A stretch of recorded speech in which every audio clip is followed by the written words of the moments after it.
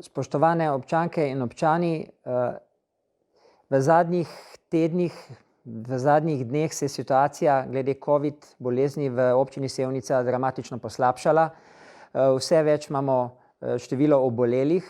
V zadnjem tednu je bila pozitivnost testov pri naših brisanih občanih 42-procentna, od sobote do ponedeljka celo 62-procentna, kar kaže, da se ukrepi nikakor niso prijeli.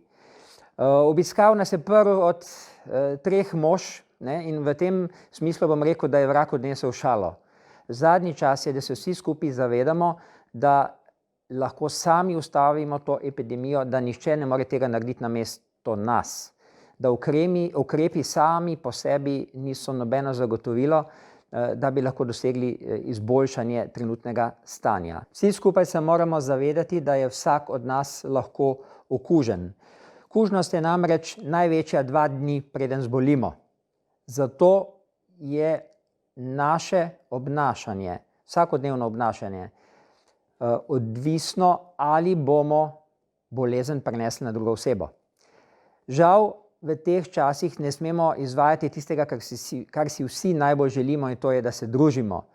Naše druženje mora biti omejeno samo na člane naših družin, res tisti, ki se vsakodnevno srečujemo in živimo skupaj.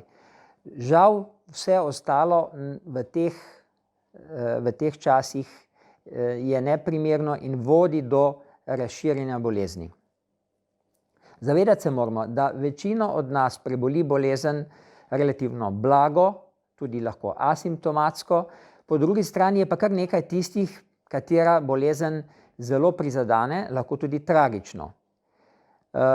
Katerega bo prizadela tragično, ne vemo.